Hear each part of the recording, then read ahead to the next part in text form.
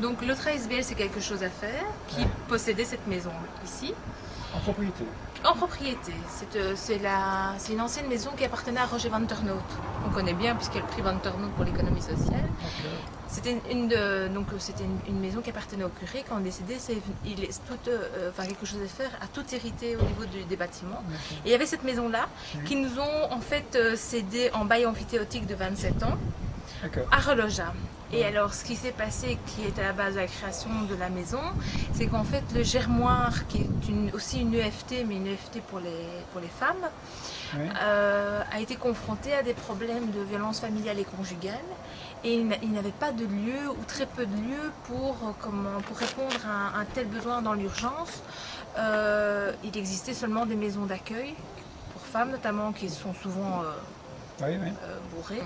Et donc l'idée aussi c'était de pouvoir permettre, comme elles sont en formation ou dans des contrats de travail, de pouvoir avoir une certaine autonomie de fonctionnement, parce qu'en plus il y avait des femmes qui travaillaient en Horeca, donc c'était le week-end, c'était les soirées, qui sont la couture, le nettoyage, donc c'était pas facile d'organiser leur emploi du temps avec celui d'une maison d'accueil où ils sont fortement institutionnalisés, où il y a des horaires, parce que c'est un très grand nombre, donc c'est très difficile. Et bien voilà, on va utiliser cette maison au départ pour les stagiaires du Germoire.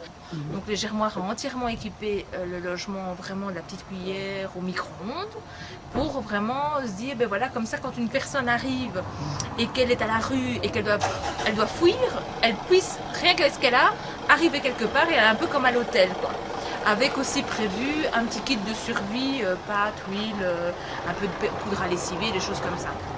Et l'idée a été d'ouvrir le partenariat, ça c'est quand je suis un petit peu plus arrivée au niveau de Reloja, qui a eu du temps de travail à consacrer, d'ouvrir le logement au partenariat logement de Charleroi, qui regroupe l'AIS, les maisons d'accueil, le CPS, la ville, les Juna du logement.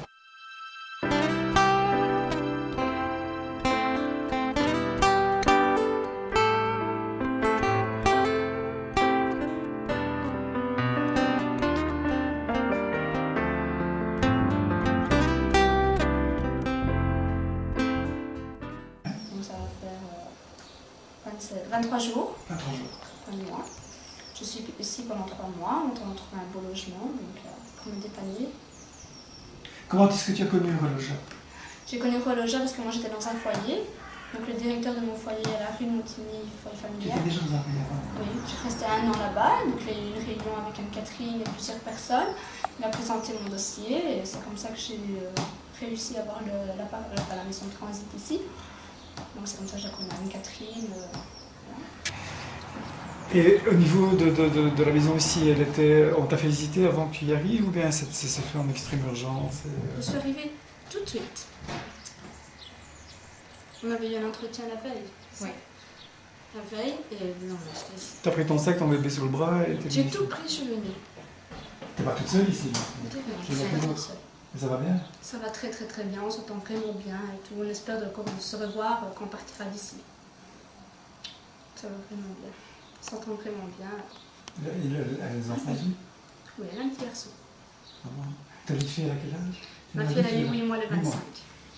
C'est un plus de vivre avec quelqu'un d'autre dans une maison comme ça? Oui, c'est génial parce qu'on peut discuter, on s'échange des avis. On est beaucoup en train de parler, la fille et moi, en question. Vraiment génial. Une bonne entente et tout. On se lève le matin, bonjour, on discute avec le et tout. Manger ensemble? Des fois, on arrive à manger ensemble. Bon, elle fait son plat, moi je fais le mien parce que c'est pas la même nationalité. Donc, ah, elle n'est pas la même nationalité? Non. D'accord. Donc on mange chacun nos affaires, mais on mange ensemble à la table. Quoi. Et regardez les mêmes choses à la télévision? On regarde les dessins animés avec les enfants, on fait tout. 3 quarts de temps, on est ici en train de partir, on n'est pas devant la télé. Ouais. Tu sortais donc de ton foyer, tu avais ton sac en fait? Oui. Okay. C'était vraiment génial. C'est génial? Je me plais vraiment bien en fait ici. Maintenant il faut trouver à lui aussi pour faire son petit foyer. Ce sera peut-être pas une maison, ce sera un appartement ou... Oui, ce sera peut-être un appart, mais je préfère bien une maison. C'est mieux pour ma fille. Une maison? Maison. Tu cherches une maison? Je cherche une maison ou un appart. Ce qui arrive, je prends. Et pour sortir d'ici, ça veut dire quoi? Tu vas devoir trouver un travail? Mais ici, j'ai fait toutes les démarches donc à la Liège, je vais aller au logis moderne jeudi, j'étais à la Camargue Eurorégienne. Et comment je cherche aussi un petit peu de moi-même. Puis je vais faire une formation. De quoi? Nettoyage professionnel.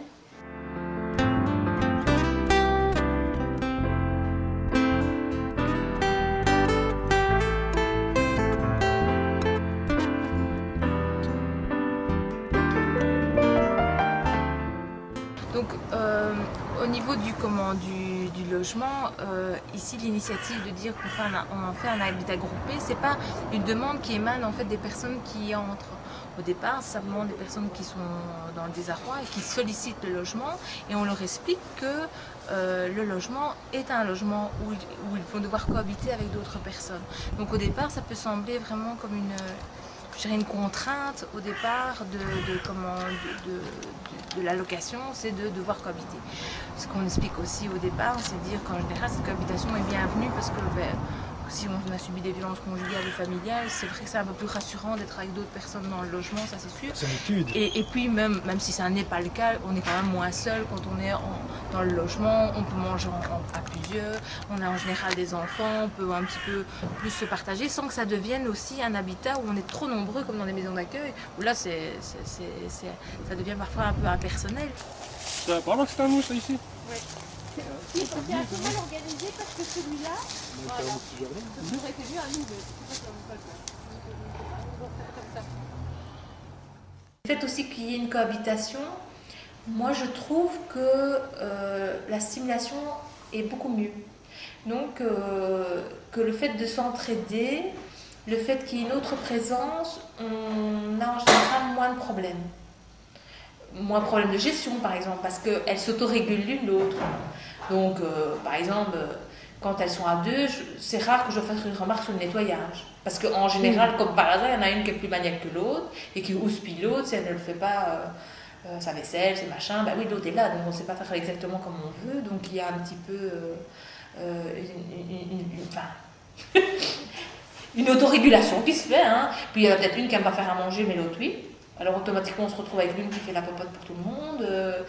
Et alors il y a des deals comme ça. J'aime pas faire à manger, mais moi je veux bien nettoyer. Bon, donc il y a des gestions internes qui se font comme ça, quoi. Et alors ce qui est à mourir de rire, ça j'ai eu ça souvent, c'est le souci qu'on a de l'autre et qui fait que une des locataires me donne des infos sur l'autre.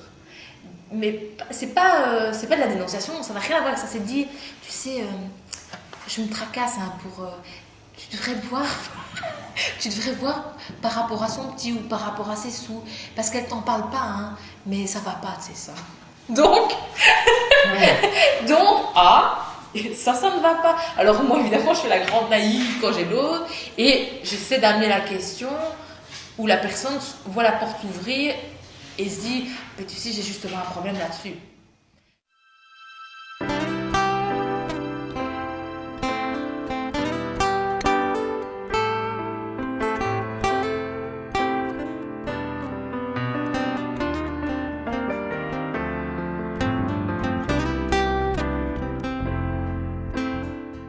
Moi, je suis convaincue que tout le temps que quand tu explicites clairement les choses aux gens avec du bon sens, à moins qu'ils soient complètement fermés, il y a quand même toujours moyen de négocier. Donc nous, ce qui s'est passé, c'est que tant que le logement était un petit peu confiné comme ça au germois, hein, on n'a pas trop eu de problème. Puis à un moment donné, le transit a été de plus en plus sollicité, et aussi par l'extérieur. Et donc on s'est retrouvé une fois confronté à 2 personnes du CPS en même temps dans le même logement. Et donc la question a été de dire, mais il y a quelqu'un dans le logement, tu en as un dossier, s'il y a quelqu'un, elle cohabite. Alors moi je vais être obligée, en tant qu'assistante sociale, de signaler à mon conseil qu'elle cohabite. Mais alors si elle cohabite, on va leur donner le taux cohabitant. Catastrophée, je dis mais non, elles n'ont rien à voir l'une ou l'autre. Bon. Alors, ça a été depuis les discours, on m'a dit, oui, mais est-ce qu'elles ont un robinet dans leur chambre? Un robinet, ça voulait dire qu'on pouvait privatiser le logement. Mais j'ai dit non, j'ai pas de robinet. Et vous savez pas mettre un robinet. Je me voyais déjà en train de monter les tuyaux, mettre le robinet en un maximum de temps. J'ai écouté non, je peux pas mettre de robinet dans les 15 jours, c'est pas possible. Donc j'ai dit non, je peux pas mettre un robinet dans la chambre pour le plaisir de oh mais ça va aller. Bon, je vais en parler à la superviseuse. Donc on a rencontré la superviseuse, on a expliqué la situation, qui a dit écoutez, moi je peux comprendre la situation, mais on doit parler à la direction du CPS de Chalon. C'est le CPS qui est devenu compétent et donc tout le monde. Quand on parle du logement, on parle du transit 77, il n'y a aucune adresse qui apparaisse, tout le monde a l'auto-isolé, ça a été accordé. Et ce qu'il faut savoir aussi, c'est la décision du CPS. La décision du CPS, il est mis dans la loi que la décision du CPS doit absolument arriver au domicile de la personne. Et donc, à pas recommander. Pas recommandé. Ou sinon, il peut avoir un vice de forme et la personne peut réattaquer en disant qu'elle n'a pas été informée de la décision du CPS. Et bien donc, on a tombé sur un accord où dans la convention, il est stipulé que le CPS de Monceau est le seul compétent. Et deuxièmement, que la personne qui signe la convention du 3677 accepte que son recommandé arrive à mon bureau ici à Monceau-Fontaine et qu'il ne porte pas une requête parce que c'est arrivé au bureau, mais que ce soit accepté comme ça. Maintenant, c'est vrai que en discutant avec d'autres CPS, on nous a dit vraiment que on a peut-être eu du bol, parce que ce n'était pas du tout garanti que tous les CPS s'arracheraient comme ça. Mais en exposant les situations, en motivant chacune des décisions, en disant que ce n'était pas du tout arbitraire, mais qu'il y avait vraiment une raison d'être de cela, et aussi les résultats, parce que ça a été aussi, même pour eux, une porte de sortie pour certaines personnes de chez eux. Ils ont vraiment accepté le principe, et c'est passé comme, je dirais pas comme une lettre à la poste, parce qu'il a quand même fallu un petit peu batailler, mais je veux dire, sur le temps du séjour d'une personne, l'aide a été octroyée. Donc, voilà.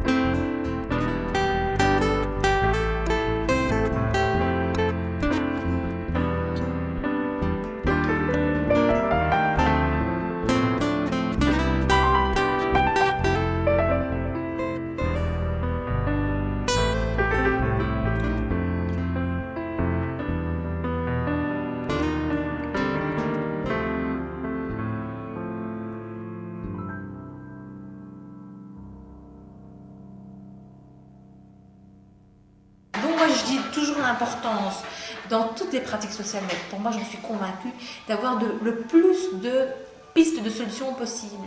Parce que plus on aura un panel de possibilités, mieux on trouvera une réponse qui répond à certains problèmes. Et donc il y a l'habitat groupé qui est important. L'individuel reste important parce qu'il ne convient qu'à certaines personnes aussi. Même chose pour, par exemple, des styles de maison d'accueil où les gens sont beaucoup plus hébergés sous contrôle, parce que la situation fait que pour certaines personnes, au départ du moins, vu leur situation et vu leurs problématiques propres, c'est peut-être la seule structure qui peut apporter une réponse suffisante à ce moment-là.